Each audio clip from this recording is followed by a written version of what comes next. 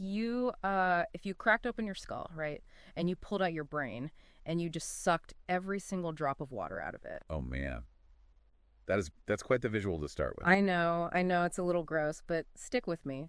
If you dehydrated it completely, what would you actually be left holding in your hands? It's a really jarring image Mhm. because we're so used to thinking of the mind as this ethereal, almost untouchable realm of consciousness. Right, like it's just pure thought or energy or something. Exactly. But biologically, if you remove the water, and Mm. water makes up roughly 80% of the brain's volume, you just completely strip away the poetry of it all. You're just holding a rock, basically. Well, a very dense, highly quantifiable lump of biological hardware. Yeah.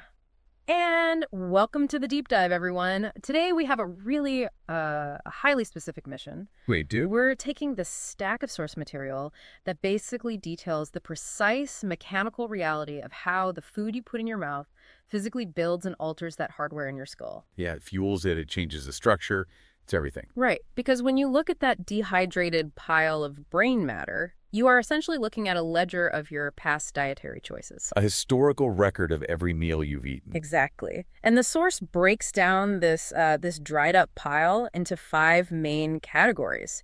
You've got your fats, your proteins, amino acids, a little sprinkling of micronutrients, and glucose. And the main thesis we're unpacking today is that, sure, the human brain is infinitely more than just a soup of these ingredients. Right, it's not just a recipe. No, but every single one of those specific components dictates your brain's physical development.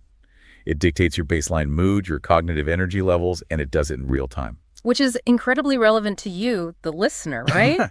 Because we constantly we misdiagnose our own cognitive states all the time. Oh, constantly. We're terrible at it. Think about that heavy, almost paralyzing apathy you get at like 2 in the afternoon. The classic post-lunch crash. Yeah, or on the flip side, that wired, intense alertness you suddenly feel at midnight when you're just desperately trying to sleep. Staring at the ceiling. Right. I know for years I psychologicalized those moments. What do you mean by that? Like I tell myself, oh man, I'm just burned out or I have a lot on my mind today. But reading through this research, it really hit me that these aren't abstract moods. No, they're not abstract at all. That post-lunch crash is a literal physical neurochemical reaction. It's a mechanical result of the specific fats, proteins, and carbohydrates that you just dumped into your system. We have this tendency, I think, to view the brain as a closed system, like an ivory tower that's somehow completely isolated from the mundane reality of the digestive tract. Like the stomach and the brain don't talk to each other. Right. But the source material just obliterates that barrier. You are quite literally building and fueling your brain hour by hour based on what you choose to eat. It's wild. And to really understand the profound implications of that, we have to look at the physical architecture of that dehydrated brain mass. We need to start with the heaviest component. Yeah, let's get into it. Because when we look at that dried up pile we mentioned, the vast majority of the weight isn't protein, right? Yep. It isn't complex neural tissue in the way we usually imagine it. The heavyweight champion of the brain is actually fat. It is predominantly lipids. Which forces a massive paradigm shift for a lot of people. Oh, definitely. Because for decades, popular diet culture just vilified the word fat. I mean, the goal was to eliminate it entirely from your plate. Yeah, the whole low-fat craze of the 90s. Exactly. But when we transition to neurobiology, fat isn't the enemy. Fat is the foundational architecture. It's the brick and mortar. The source draws a really hard, fast line between different classifications of lipids. It does. It doesn't treat all fats equally. Right. It specifically singles out omega-3 and omega-6 fatty acids as absolutely essential for human cognitive function. Essential being the operative word there. And let me stop you on that word, essential. Yeah. Because in, just colloquial, everyday English, if I say my morning coffee is essential, I just mean I really like it and I'll be super irritable if I don't get it. Right, it's a preference. Yeah. But in biochemistry, essential isn't a preference at all. It's a structural limitation of the human body, isn't it? It is a profound biological deficit. Think about it. Your body is a miraculous chemical factory, man. It really is. It can synthesize tens of thousands of complex compounds from very basic raw materials. Right? It can turn carbohydrates into stored triglycerides. It can convert one type of amino acid into a completely different one. It adapts to whatever you give it. Usually, yes. Mhm. But human beings simply lack the specific enzymes required to insert a double bond into the correct position on a carbon chain to create omega-3 and omega-6 fatty acids. Wait, so the factory just flat out does not have the machinery to make them? It doesn't have the machinery, period. Meaning, if you don't physically chew and swallow these specific fats, they do not exist in your body. They must be imported. There is no domestic production. Wow. And the source notes, we pull these imports from specific nutrient-dense foods, things like walnuts, flax seeds, fatty fish like salmon or mackerel. Okay, so let's walk through the logistics of this. I eat a piece of salmon. I import these omega fatty acids. Right. They survive the digestive process, they travel through the bloodstream, and they finally make it up to my brain. What are they actually doing up there to justify taking up the majority of the brain's dehydrated weight? They are constructing the physical boundaries of your reality. That's a heavy sentence. Break that down for me. So these omega fats are incorporated directly into the cell membranes of every single neuron in your brain. Okay, the outer shell of the cell. Yes, but a neuron isn't just a static piece of wire. It's a living cell that constantly needs to transmit electrical impulses and release chemical messengers. It's active. Highly active.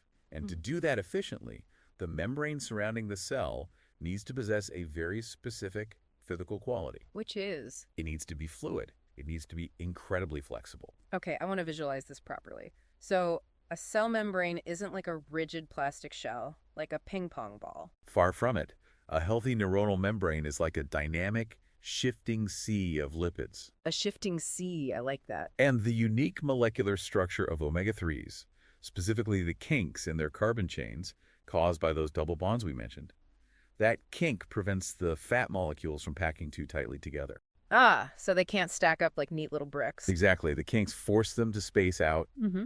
and that spacing keeps the membrane permeable and fluid. And why is fluidity so important? Because it's fluid, the various ion channels and receptor proteins that are embedded in that membrane can open, close, and change their shape rapidly. Like doors opening and closing in a soft wall versus a solid concrete wall. That's a perfect way to look at it. That rapid movement of the channels is what actually allows a neuron to fire and communicate. So the speed of your thoughts relies on how jiggly your cell walls are. In a very simplified way, yes.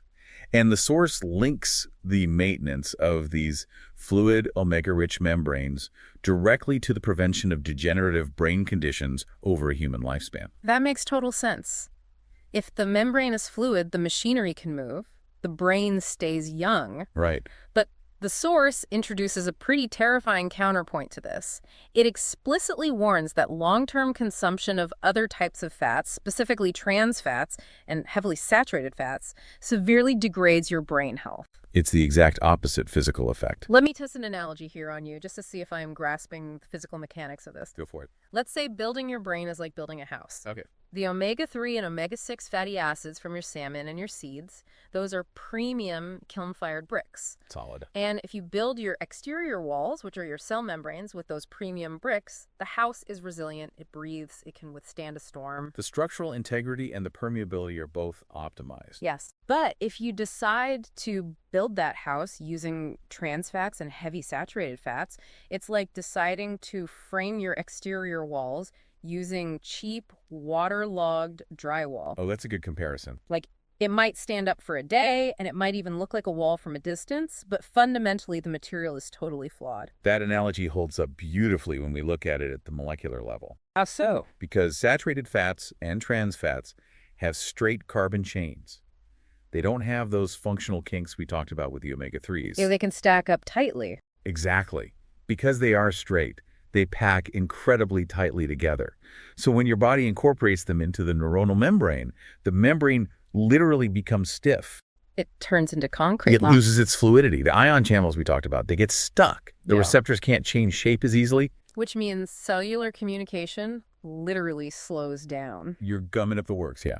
But wait, I have to push back on the timeline here, man, because Yeah. the source heavily emphasizes the long-term consumption of these inferior fats. Right, it's a chronic issue. Yeah, because if I eat a plate of greasy, deep-fried food that is just loaded with trans fats, my brain doesn't instantly seize up. I don't, instantly lose my cognitive function and forget how to speak. No, you don't. So why does the source isolate the danger to the long-term timeline? What is actually happening over the course of decades? You're hitting on the core paradox of neurobiology here, which is the illusion of permanence.